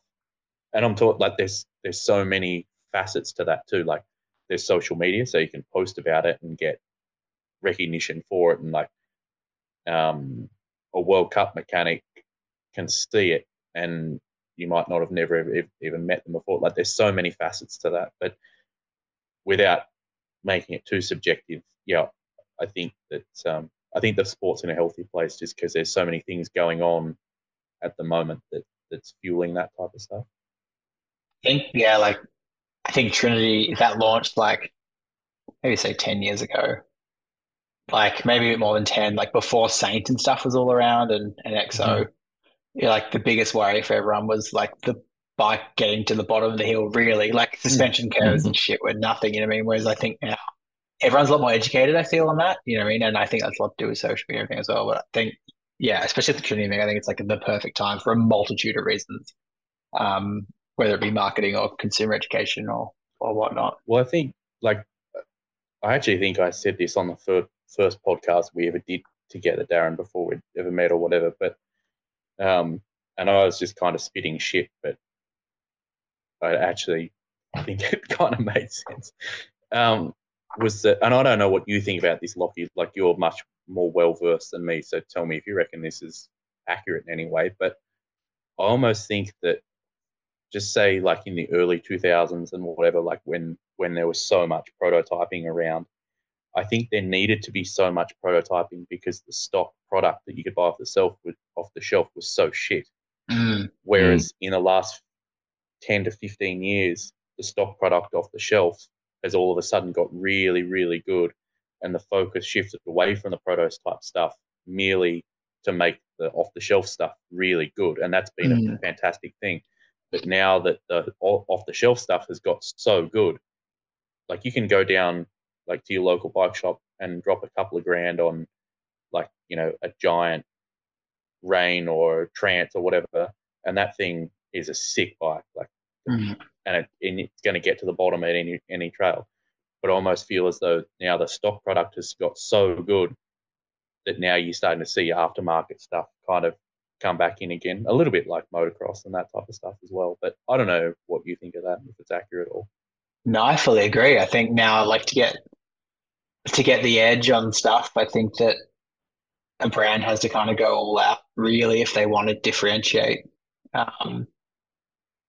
I think that was pretty easy to see in the results from Champs as a one example. You know what I mean? You got two guys on an Atherton bike, which although it's not proto, like that's a custom bike for both those riders. And then you've got Laurie on a V10, which, you know, they've had as a proto for nearly a year and have a whole story behind. So no, I fully agree. I'd never thought about it that way, but I fully agree. I think because everything is so good, the only way to make stuff that's better is to push it and, you know, yeah, for sure. Not maybe have the customer in mind, but maybe the rider. Yeah, for sure. And particularly now that, like, even if you're a privateer or if you're a satellite team, like you can buy something off the shelf that's that good. Like you can compete with factory guys. So that the way that factory guys are staying ahead, like of course there's nuances. Like of course there is, like factory teams have kind of access to, say, like Fox and SRAM support and that type of stuff. But I guess what I'm saying is, like, you have to differentiate themselves between, say, like, privateers or guys like on sort of the next tier down satellite teams or whatever. The way to differentiate themselves, because they're able to go buy a bloody good bike off the shelf, is that those nuanced custom parts. Like cycling is one of the few sports that you can buy, and this is road or mountain, you can buy a better bike than the pros. You know what I mean? And I would say, quote unquote, and that's affordable, quote unquote, and that could be a lot of money. But like, yeah, and even at the end of the day, like, access to other brands like, suspension or whatever, like there's still nothing too crazy going on in anything. It would just be custom tuning stuff. But, if that bike's custom made for you, I think that would make a huge difference. That's what I was saying with the Loic thing. Like if you had your reach number not be within a small, medium, large structure and be that my upper body is this, I prefer this, and you've got a reach of 473 because that's the perfect number for you. That's huge in itself as well. You know what I mean? And that's been in road for quite some time. Well, yeah, and I was about to say that, say with Specialized being such a multifaceted brand and being into road and gravel and all that type of stuff, and sort of their knowledge with bike fitment and stuff like that. Yeah, I agree. I'm sure that not just would Specialized make something that Loic wants as far as just say, for instance, his reach number, but there's no doubt, it's obvious from their road program or whatever, that they would actually have substantive data to back that up and support the claim. Like, like from our analysis, this is what we reckon you should be on. And obviously creating a holistic package around that as well. Yeah, 100%.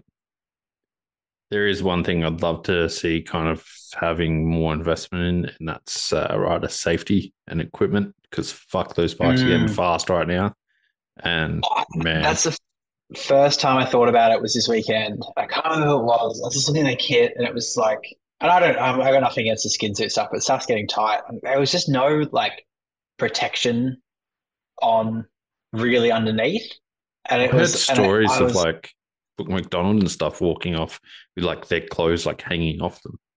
Yeah, like, and I've been the guy who went and bought pads at French rounds because you had to have elbow pads, and I didn't want to wear them because it wasn't cool, So maybe I'm just getting old, but no, I was fully thinking that with quite a few riders, and I was like, this is a really unsafe sport. Like, I'm surprised there's not a lot more injuries, and I don't want to be that person who's like, oh, we should cotton wool everyone, but no, I would actually like to see a lot more around safety. Like we're only really just getting concussion protocols really getting put through at the moment. Well, and armory stuff's already happening. Like, no, I think that's a good point. I would like to see a lot more in the safety space.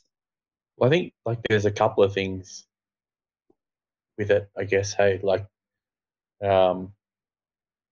don't know, like, I think there's a couple of things. I think the level in the last couple of years has gone up. I don't know whether you guys think the same, but like, I don't know, like there's been a couple of guys like Amory and Deprella are kind of two that jump to mind. Like in the last couple of years, there's those couple of guys that are literally willing to put their life on the line to lay down a run. And it just seems like the level or the risk that a couple of guys at that top, the top few are willing to take is just insane.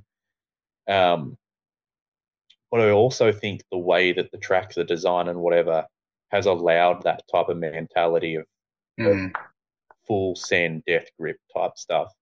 Yeah. Whereas in days gone by, like Sam Hill was like that, but it was technical. Like he would get through a section and,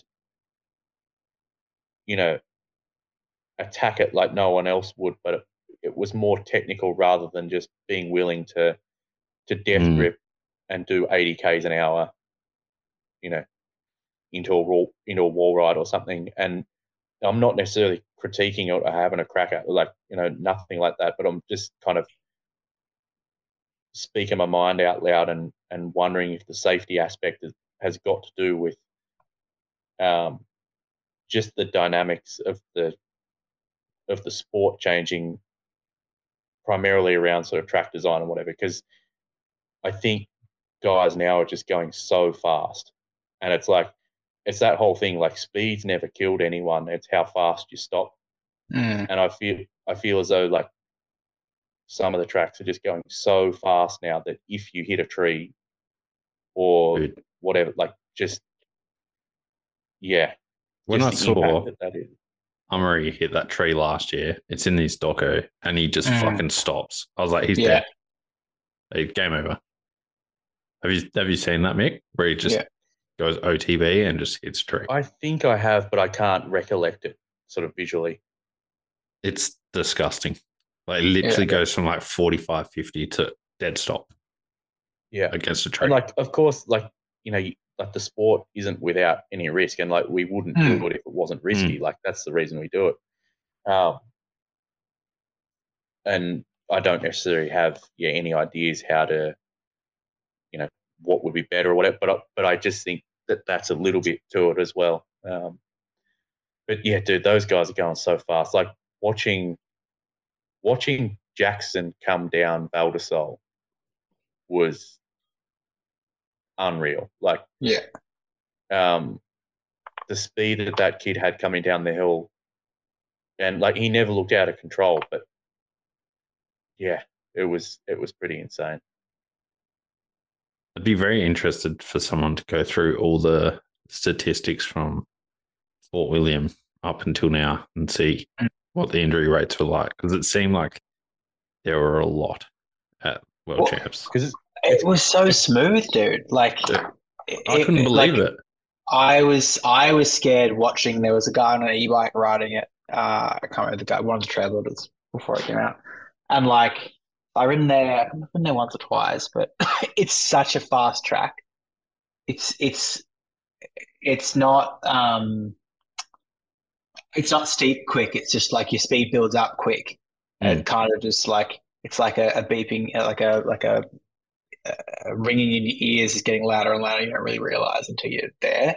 And when I saw how smooth it was, I was just like, this is going to be really, really bad because everyone's going to be going way too quick. And from everything I heard, it sounded like that was the case. Like, that is the worst place you want a bike park style track. You know what I mean? But yeah, it was so quick. It was I think it was way, way, way too quick. I don't think it was well thought out. It looked cool, definitely, but yeah, I don't know, smoothing everything out, I don't think was the greatest. It obviously died towards the end, but yeah, it looks scary. Seeing Tarnies crash, and they've got fucking metal barriers like that close to the finish line. I can't believe that she didn't hurt herself worse than what she did. Like, if that arm went down like 2 inches, man, it'd be game. I can hardly watch it, to be honest with you. Like, it's just, you can almost feel that through the screen. There's always wind there too. Like Fort William's always windy. You know, it's not always a crosswind in that finish bowl, but a lot of the time it is. You know what I mean? Like, yeah, why even have jumps there? Who knows? Yeah. I think, and a little bit like, again, just sort of thinking about it out loud, but a little bit to my point before, I guess, is like, I also think the equipment's coming that good now, is that good equipment makes the sport safer, but it also allows those top guys to go that much quicker. Yeah. So it's like, okay, it's safer because it's safe now, you can go quicker, and now if you're going quicker and you come off, then, you know. I don't know if it's changed. I know, like, it used to be federation by federation. Like, you go to like a French Cup or I think a Swiss Cup, and you had to have a back protector and maybe elbows. But I feel that should just be like a UCI thing now, if it's not already. You know, like. So, I kind of agree. So, I do think it's weird that per the country you're in, a different rule applies, even though it's part of a World Cup series. I reckon that's so weird. Yeah. And I'm not necessarily saying you should or shouldn't have back protectors or whatever, but just like make it one rule for the whole season. Yeah. I think.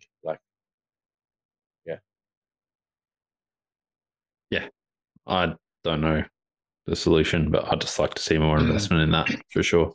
Yeah. Here's a fun one from the guys at the Australian Museum of Mountain Biking here in Adelaide. When will the industry start making stuff that snaps all the time again? I think I some hope stuff never. still snaps. Yeah. Yeah, I don't know. Bikes are I'm pretty, not. bikes, Yeah. bikes are pretty good at the moment, and I'm happy with that. Yeah. I mean, I'm not a gambler, but they still happen quite a bit, I guess. In I some, think all yeah. I think got to especially happen. with like I know people who crack frames, and I'm not going to throw shade on any brand in particular. Like all things can crack. Yeah, unfortunately, I think I'm happy we have brands now who back their stuff better, and their processing with all that stuff is quick, easy, simple, and the customers back on their bike pretty quick. Because in a sport where I think like with any equipment, and I won't say to one component in particular, like people really forget what you're doing with your mountain bike all the time. I went out for a ride this evening and I jumped a whole bunch of stuff, and I just kind of forget about all the stuff that I do. And then you're like, oh, that not that anything broke, but like X thing broke. And then you're like, well, I did hit a 20, 30-foot jump quite a few times very hard. You know what I mean? And I may have slid out on that corner and, dusted up my derailleur with the hanger. And yeah, but I am stoked. I remember racing a number of years ago on a World Cup rated downhill frame, and there was issues with it. And then I was then told that I wasn't going to get a warranty because I had raced it at World Cups. And I was like, well, yeah. Whereas now I feel like it's all pretty, everyone kind of gets it now. It's like, oh, a downhill bike probably should be warranted for racing downhill. Yeah. Yeah, I've had that a couple of times from a brand that I won't say, but yeah, cracked numerous amounts of that frame. And same thing, yeah. If it's raced it, you void that. Although, yeah, even though it's a downhill specific frame. But anyway. I got two anecdotes around it. One, I had a guy the other day complaining that his rims only lasted him.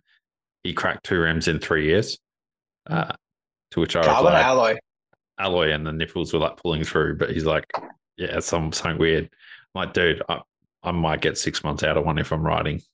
Like all alloy the time. rims, I say this is to Connor, who put the question before. Alloy rims, in my mind, are consumable items that are replaced very, very regularly. Yeah. Yeah. That's why people should learn to do rim swaps. It's not that hard. No. And the other thing was I went to a drift event a few weeks ago to do some filming. I was chilling with the boys. And it's the first one I've been to. I saw these guys throw their cars into walls and I'm talking like immaculate skylines, full race spec shit. 5-6 grand down the toilet. And they're like, we expect it. Yeah. It happens. Yeah. And I was so blown away. Like, if this was a mountain bike race, all I'd hear is warranty. It was just mind-blowing. Yeah. Having been the person who shields a lot of those questions when I'm at events, you know what I mean? It's just like, yeah, like stuff can break if you crash or you're going very hard. Shit happens. Yeah. Yeah, the expectations is pretty funny.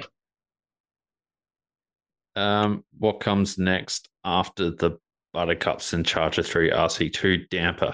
That's from Pickering. Like, if there was anything, I couldn't talk about it anyway. I was going to say that's awfully conflicting. Yeah. Yeah, like there isn't anything. I'm really stoked with all the RockShox stuff at the moment, which sounds completely biased, but even just down to like not having to use all the tokens because the spring curves are all good now makes me very, very, very, very happy. But yeah, nothing crazy. Yeah, nothing I could speak of anyway. So yeah, sorry. I was just going to say flight attendant, but you made the answer a bit longer. Yeah, I have flight attendant. I loved it. I had it on Stumpy. I'm on team don't lock your shock, because I always forget to unlock my shock. So the benefits for me with flight attendant were amazing because I never lock on the climbs, and then I didn't have to do it anymore, which was sick. I would love to try it again. Probably not on the Nomad, maybe on the Cervelo if I did like a trail setup, so I did Super Deluxe and I have a pipe sitting around somewhere which could go on.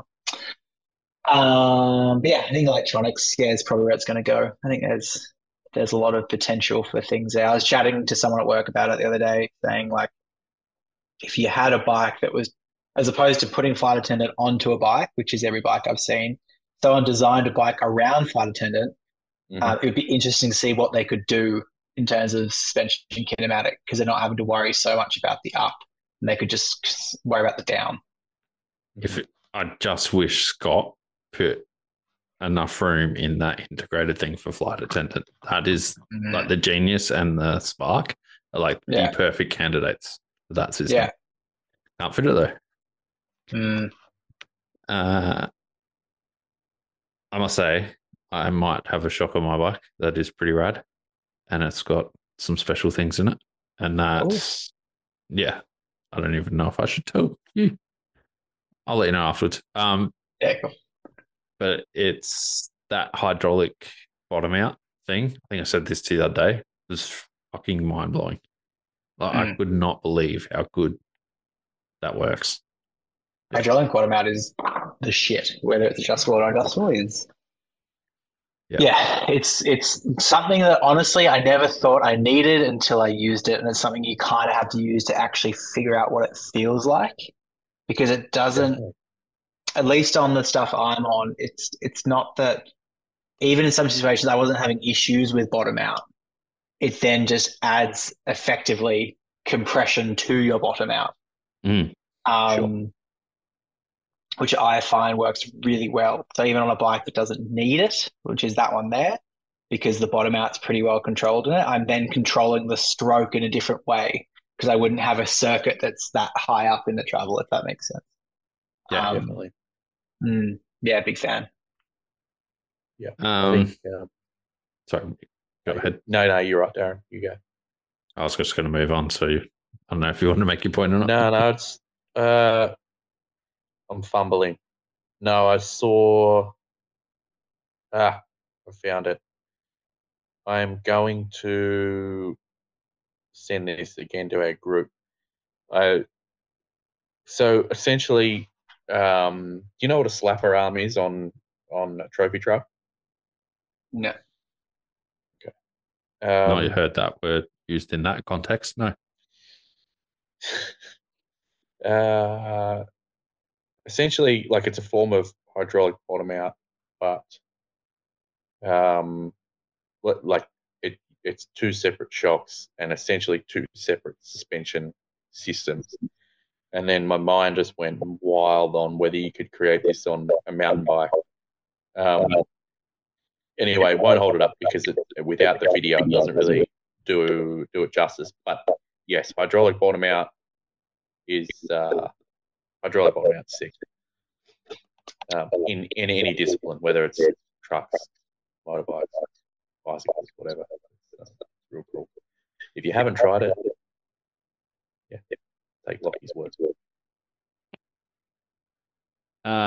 These guys had similar questions, Marcus and Rex Dubois. Why is there not much, or he'd love to see more discussion around why quality as opposed to the more quantified spec options?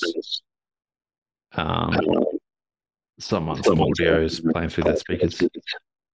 Yeah.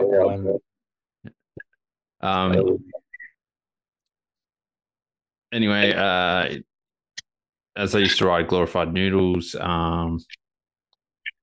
a long time stiffer was better. Now that we've definitely reached a point where frames are too stiff, do we want more flex? Is it something should be kind of looked into? For example, like forks, 36s instead of 38s, etc. Like, is that something that should be advertised more? Are they talking about, flex in the suspension or flex through a frame, or what's the? Both. Wow. I mean, it's a really open-ended question because it depends on what you're trying to achieve. Like if you're racing BMX or track cycling or something, you want the stiffest frame you possibly can get, because any flexes, you're just losing efficiency.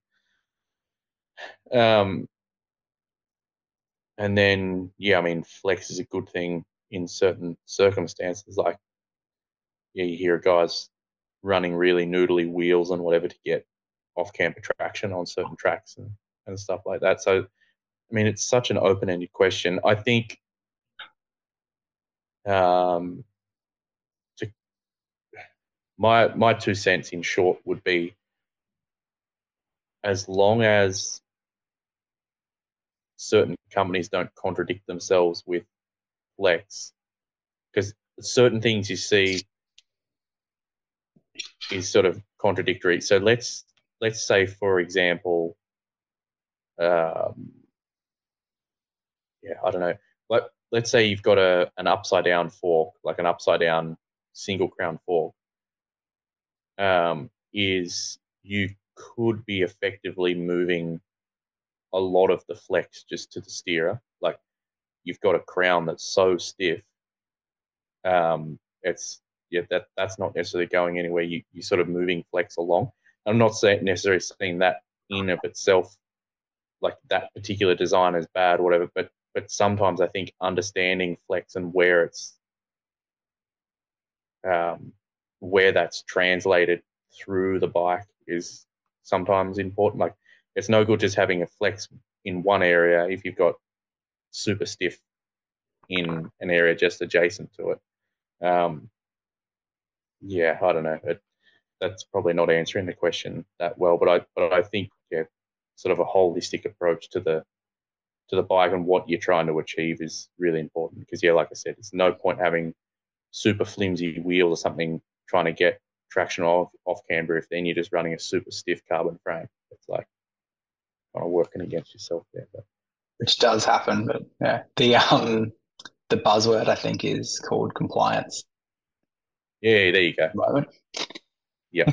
Yeah, horizontal stiffness and vertical compliance. It's like 6 years ago on every single road bike made. Yeah.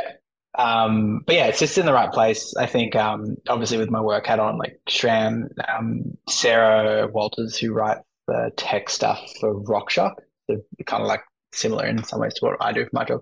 She wrote a piece on the new Boxer, which I think is really interesting, because there's a lot of balance there in a fork between being too stiff and being too compliant, and vice versa. And exactly what Mick said to anyone, like it's a very complex question to talk about flex and stiffness, or compliance and stiffness, because in that fork article, if you go on the RockShox website, it talks through. It's like, well, where's that stiffness or that harshness coming from? You know what I mean? And yeah, it's an interesting one.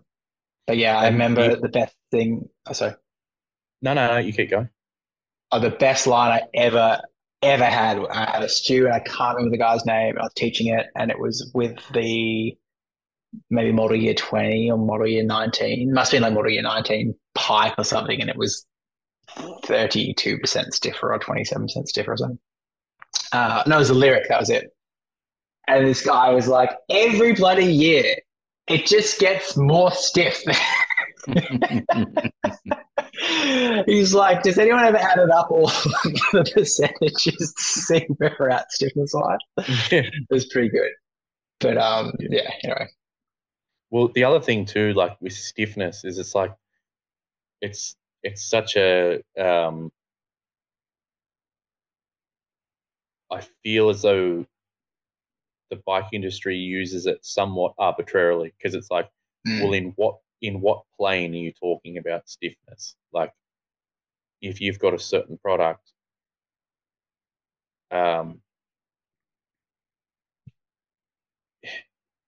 yeah, I don't know. It's hard to say, oh, like X amount stiffer. It's like, well, in what condition, in what plane are you talking about? Because like, use the set of forks as a prime example. It's like, were you talking torsionally? You're talking 4.5, or are you talking? And like, hats off to the brands that actually do go into that stuff, because I'm not having a crack. Like, there are brands that certainly do, But there are certainly other brands that just chuck out an arbitrary number, or not, even if it's not an arbitrary number, but an arbitrary sort of coefficient, and just say, 20% stiffer. And it's like, well, it could, it might be 30% stiffer fore and aft and 10% stiffer torsionally, and that's how you got to the 20. But unless you actually say that, then the customer doesn't understand what they're actually getting, because it might feel like a bag of shit compared to their old model that was X amount there and X amount there. But what I do, and I think this is like your term of compliance was a good one, Lockie, and it comes down like in a roundabout way, it kind of comes back to the hydraulic bottom out thing, in the fact that your bottom out is essentially like compression damped, and it's a little bit the same with flex. And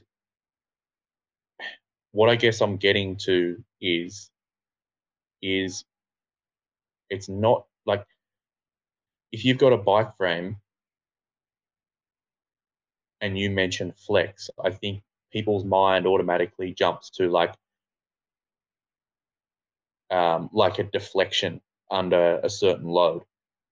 Whereas I think it's really important to talk about, almost like a compliance thing, right? Because let's just say, for example, like a titanium frame and a chromoly frame, you can make them have the same, like, quote unquote stiffness, but their compliance is so different, in the fact that like titanium will spring back to its original shape far quicker than what chromoly will. So even though it might be the same like stiffness, like it takes a certain amount of force to deflect at a certain distance, its ride characteristic can be totally different. So this is really interesting. So a friend of mine has a set of USD forks, and I'm not going to name names, anything like that, for the nature of the podcast. I may have seen a story with this with you, but yes. Yeah. And what I found super interesting with the set of USD forks in like their stock configuration is there's an ongoing kind of whether you want to call it debate, we'll call it like dialogue, about the torsional flex in USD forks. And some people say it's good because it'll track. Some people say it'll shit because the front end feels sort of like not like it's under you, it's kind of washing. The jury's kind of out on that, because there's not really that many companies that have put down sort of solid figures. And again, like on the flex thing, some companies go into torsional and fore and aft and whatever. But to my point, to tie this whole conversation in a little bit, like the chromoly and the titanium frame and the compliance and whatever, what I found super interesting, and just in a workshop bench test, kind of confirmed how current USDs felt to me on the trail. And that is like, I might as well just say it, like we've like built a little jig to actually kind of test how much flex is actually in a set of these forks. And it's like, the flex is one thing. So if you load it up, like how much force does it take to deflect at a certain amount of distance? But once it's actually deflected and you've got that thing torsionally loaded up, is now that whole fork system has got a shitload of potential energy stored in that. It's essentially working like a torsion bar on a car. So you've got a shitload of potential energy stored in that thing. And if you let it go, the bars just snap back. Like I'd almost love to take a video and show you, but like the bars just snap back so quick. And it's like, that is the most interesting thing to me, because that sort of confirms how it feels. Is like, if you've got, say, a shitload of torsional flex in your forks, like you can get with set of USDs, is it's not necessarily that they're bad when you're, say, cornering, but if you then hit something in a corner or you overcorrect or something like that, you've got so much potential energy stored in that flex, is it almost snaps back, and your ability to kind of either overcorrect or undercorrect is discerning. Anyway, kind of gone a little bit off topic, but like to try to tie it back in, flex is just such a weird thing because you've almost got to look at it almost like a suspension system. Is there's a compression and a rebound of that full motion, like, and I think that so many people think of flex as just like, well, how much force does it take to deflect it, and they don't necessarily think about how it's going to feel when it returns to its natural shape.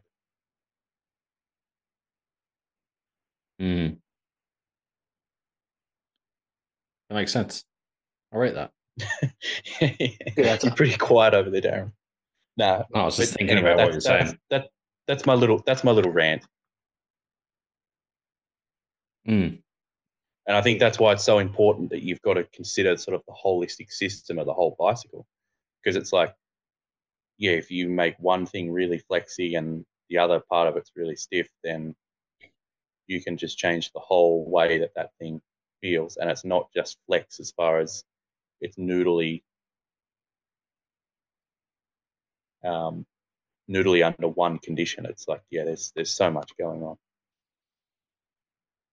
And to Locky's point about the flight attendant thing, like flight attendant has been built to adapt to bikes. It'd be interesting to build a bike around flight attendant. I almost feel, I know this is like a long bow, but it's kind of in a way like with the Trinity thing. I don't know, but like, yeah, I think it's so important. Like, well, say, look at Honda, right? When Honda was in the downhill game, they developed everything from the ground up. Like, they had Showa forks on the thing. So it was like, you know, they knew exactly the brand, like the company making the frame knew how to design the frame around the flex that the forks were going to be having. They weren't necessarily just taking someone's word, like Fox or RockShox or whatever. They weren't just taking their word for, all right, well, you know, this is our product, and then adapting it to your bike. So, anyway, down a very big rabbit hole there to stop. That's good. I think it's a good note to end on, that's for sure. We have got one more question, but I think we can leave that for the next one because it's going to be another rabbit hole. So, and I'm up for it. No worries. What do you want to do, Lockie? Go for this one, or? Nah, I gotta get ready for bed. Hey, yeah, I would like to rant more, but yeah. Well, just it'll fuel the fire to do another one. So yeah, exactly. Yeah. Tune in for part 2. These early mornings are killing me. Yeah. Yeah, apologies. I had my head in this bloody baggage claim form for the first half an hour, so it might have been a bit quiet. But, that's all good. I enjoyed it. For sure. Yeah, well, we'll wrap it up. Enjoy your weekend. I got an early start tomorrow for my flight to Doha. So. I'm going to get there first, so don't bother, man. Like, yeah. All right, guys. Enjoy the weekend. Thank you. All right. Take care. Good chatting. Bye. Bye. Yeah.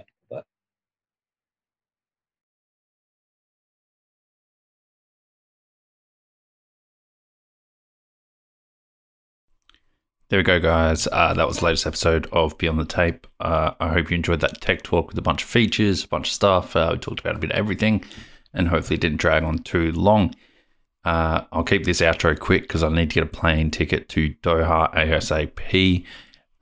Thanks to our sponsors, Lead Out Sports, Trek Bikes, Franked Mountain Bike Apparel, Shred Bike Care, Fist Handwear, Taylor Trails, Dirt Surf Australia, Capped Out Caps, and Oakley. Absolutely loving all those brands. If you want to support the podcast, head over there, use Beyond the Tape 10 or Beyond the Tape 15. One of those will work at the checkout.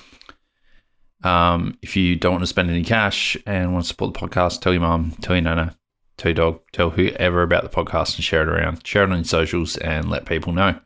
Anyway, until the next one, go out and have a bunch of fun.